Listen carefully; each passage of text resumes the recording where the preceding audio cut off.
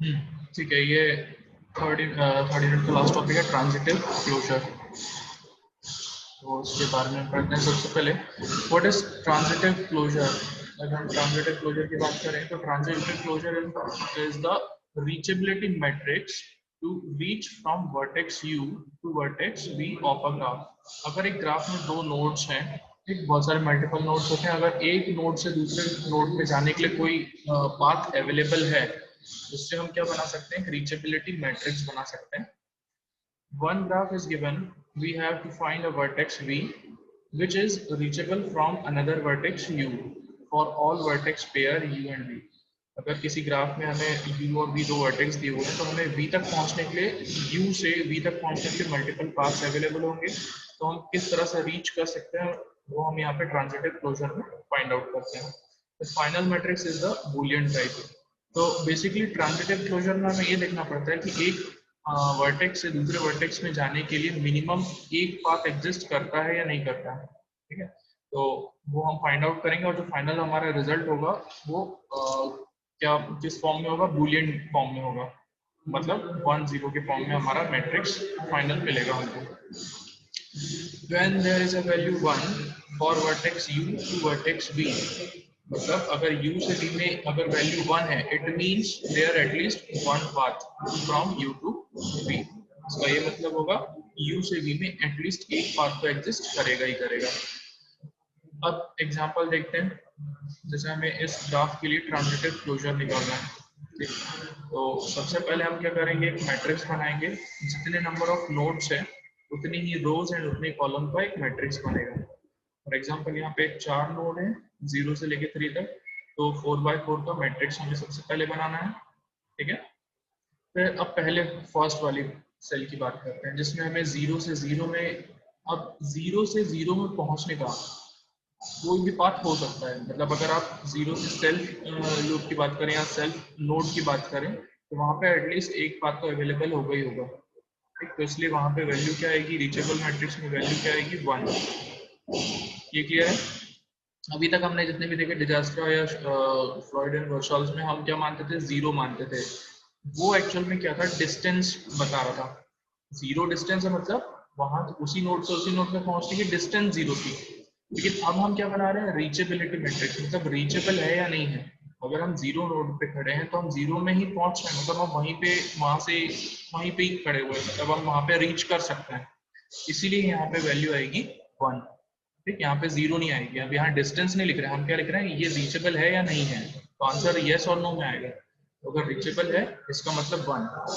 अब 0 से 1, तो 0 नोड से 1 में जाने के लिए एक पाथ एग्जिस्ट करता है। देखो 0 से आउटगोइंग एज जा रही है और किसकी साइड जा रही है, 1 की साइड। इट मींस यहाँ पे भी वैल्यू क्या आएगी, 1। यहाँ पे हमने लिखा 0 से 1 के बीच में 1। समझ में आ रहा है सभी को। अब 0 से 2 में जाने के लिए एक पाथ अवेलेबल है। 0 से 2 में देखो आउटगोइंग एज जा रही है, दिख रही है। तो यहाँ पे भी आंसर क्या आएगा इसका, 1।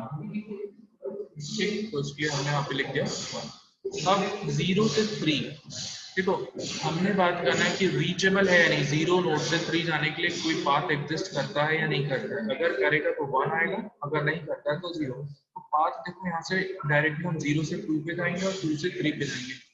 डायरेक्ट पाथ तो एग्जिस्ट नहीं करता, लेकिन एक पाथ तो एग्जिस्ट करता ही है जो किसी और नोड के थ्रू होते हुए जा रहा है। इसी तरह से अगर हम 0 से 1 में जाएं, 1 से 2 में और वापस 2 से 3 में हम पहुंच सकते हैं। मतलब 0 नोड से 3 में पहुंचा जा सकता है। ठीक, इसलिए भी यहाँ पे क्या आएगी वैल्यू 1। यहाँ पे आपको टोटल डिस्टेंस नहीं लिखनी है, यहाँ पे बस ये देखना है कि अगर रीचेबल है, एक नोड से दूसरे नोड तक जाने का रास्ता है, तो वहाँ पे वैल्यू आएगी 1।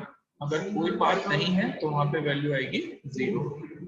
ये समझ में आ गया ऐसा सभी को। क्यों सर? रीचेबल बताना है, रीचेबिलिटी बताना है, मतलब पाथ एक नोड से दूसरे नोड तक जाने का कोई पाथ एग्जिस्ट करता है तो आंसर आएगा 1, मतलब वहाँ पे रीचेबिलिटी है। क्लियर है। आगे देखते हैं। Yes sir. अब सेकंड रो की बात कर रहे हैं, हम फर्स्ट नोड से दिखाना है। फर्स्ट नोड से 0 में जाने का रास्ता है, तो देखो यहाँ से बिल्कुल है, 1 से 2 में जाएंगे और 2 से वापस 0 में जाएंगे।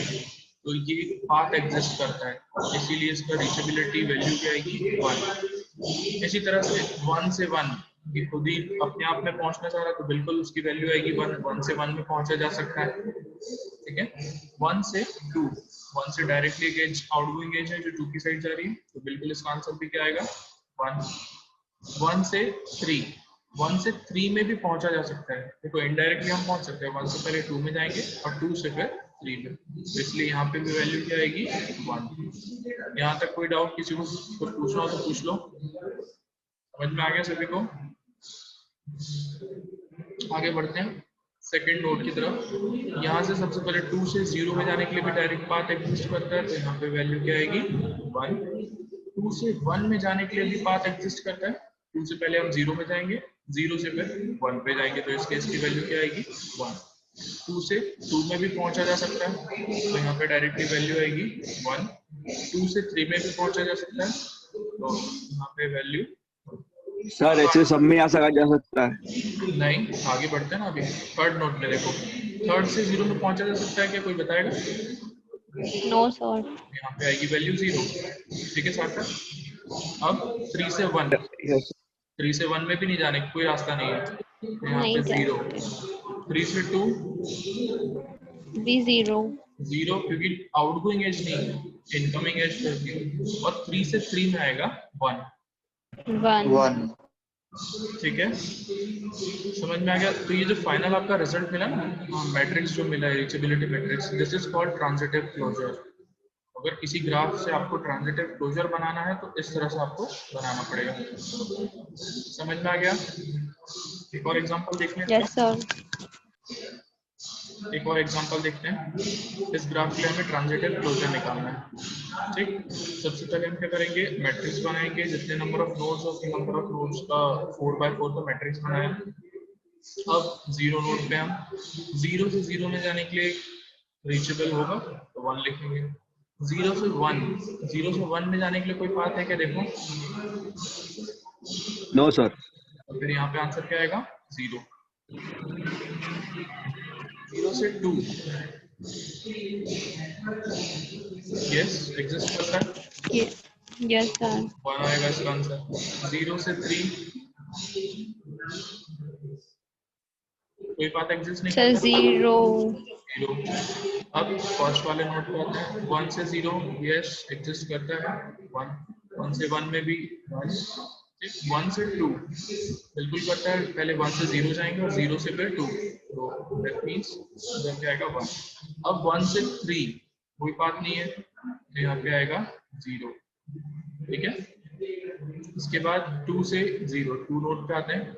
2 से 0 पे नहीं है क्योंकि इनकमिंग एज, आउटगोइंग एज नहीं है। फिर 2 से 1 ये भी पाथ अवेलेबल नहीं है, तो 0। 2 से 2 में पाथ होगा, रीचेबल होगा तो 1। 2 से 3 कोई पाथ नहीं है तो 0।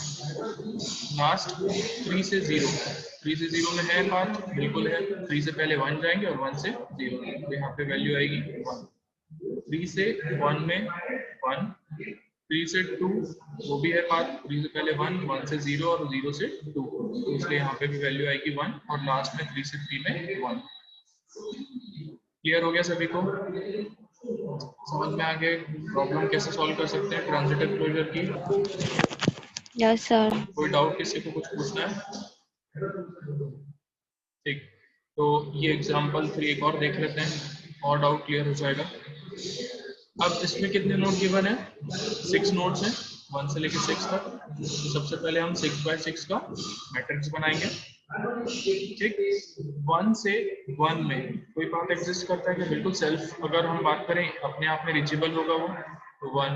1 से 2 में पाथ अवेलेबल है, तो बताओ क्या आएगा इसका आंसर? 1 1 से 3 1 1 से 3 सर 0 है ना, क्योंकि कोई पाथ है ही नहीं वहाँ पे। 1 से 4 0 सर 0 1 से 5 0 नहीं सर 1 1 1 1 से 5 1 है ना, 1 क्योंकि 1 से 2 में जाएंगे, 2 से पहले 1 से 2 में 2 से जाएंगे 5 और 2 से 5 पाथ एग्जिस्ट करता है। तो सर डायरेक्ट तो है ही नहीं। डायरेक्ट की बात हो ही नहीं रही, हम तो रीचेबल की बात कर रहे हैं। वहां से रीचेबल है या नहीं है वो चेक करना है। Okay sir. इनडायरेक्टली आप कैसे पहुंच रहे हैं तो फिर मतलब वहाँ वैल्यू आएगी 1। अब 1 से 6 कोई बात नहीं है तो 0, 2 से 1 0, जीरो, डायरेक्ट नहीं है, 2 से 2 1, 1, 2 से 3 0, 0, 2 से 4 0, 0, 2 से 5 1, 1, 2 से 6 0 सर। 3 से 1। अब रुकना, जिससे सर पूछूंगा 0। वही बताएगा, ठीक है। जिससे पूछूंगा वो अपना माइक अनम्यूट करेगा और आंसर करेगा, ठीक है। चलो सबसे पहले बताओ गौरव, माइक अनम्यूट करो गौरव। गौरव ठीक है, तो इनके एब्सेंट लगा देंगे। फिर पराग मालवीय तो आंसर नहीं करेगा, उसकी एब्सेंट लगेगी। यहाँ पे आंसर क्या आएगा पराग? 3 से 1 में सर 0 3 से 1 0, वेरी गुड, 0 ठीक है। अब नेक्स्ट म्यूट कर लो। दूसरा पुष्पा,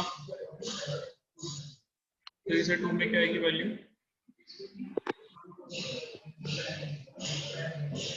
पुष्पा ठीक है, पुष्पा की भी एब्सेंट। अमीशा 3 से 2 में वैल्यू क्या आएगी? सर 0। 3 से 2 में 0, वेरी गुड। नेक्स्ट म्यूट कर लो तुम।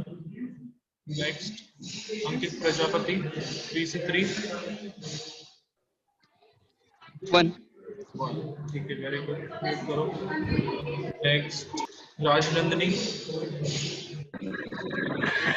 राजनंदिनी ठीक है, राजनंदिनी भी एब्सेंट है। अंशिका वर्मा सर 1, 3 से 3 4। से 4, वेरी गुड, 1 आएगा।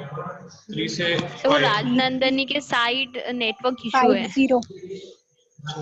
सर 3 से 5 0। ठीक है, म्यूट कर लो। उसके बाद अंकित, अंकित था ना, अंकित कुमार, हाँ अंकित कुमार 3 से 5, यस सर। 3 से 6 3 से 6 सर 1। म्यूट कर लो, ठीक है। बाकी सभी को समझ में आ रहा है ना? अब 4 से 1 यस सर। 0, 4 से 2 0, 4 से 3 1, 4 से 4 1। सर 4 से सर हाँ बोलो। 4 से 3 1 आएगी ना, ये 6 पे आ गया, 6 से 3 पे आ सकता है। हाँ तो 1 लिखा है ना वहाँ पे, 4 से 3 में देखो 1 लिखा है यहाँ पे, दिख रहा है? यस 4 से 4 में भी 1, ठीक है। आगे बढ़ते हैं, 4 से 5 0, 4 से 6 1, 1, 5 से 1 0, 5 से 2 0, 5 से 3 0, 5 से 4 0, 5 से 5 1, 5 से 6 0, 0, 6 से 1 0, 6 से 2 0, 6 से 3 1, 6 1, 1, 6 5 0, 6 6 1। 6 6 1। एक मैं शॉर्ट ट्रिक बता रहा हूँ उसके लिए। जितने भी नोट्स हैं उसमें ये देख लिया करो कितने आउटगोइंग एजेस हैं। अगर एक भी आउटगोइंग एज नहीं है तो सारी वैल्यू 0 आएंगी एक्सेप्ट फॉर सेल्फ लूप। जैसे अगर यहाँ देखो 5th नोट की बात करें तो उसमें सारी वैल्यू 0 है, बस 5 से 5 में 1, ठीक है। उसके पहले भी वाले भी जो क्वेश्चन देखे थे हमने, जैसे 3 एक नोट था उसमें कोई आउटगोइंग एज नहीं थी, हम डायरेक्टली वहां पे सब जगह 0 लिख सकते हैं। बस अगर सेल्फ नोट की बात कर रहे हैं 3 से 3 में 1 आएगी वैल्यू। क्लियर है? कोई डाउट इसमें? सिंपल टॉपिक था तो यस सर। ये क्वेश्चन असाइनमेंट क्वेश्चन और ये ट्यूटोरियल क्वेश्चंस को सॉल्व कर लेना, ठीक। और सॉल्व करके बाद में अपन देखेंगे, ठीक है।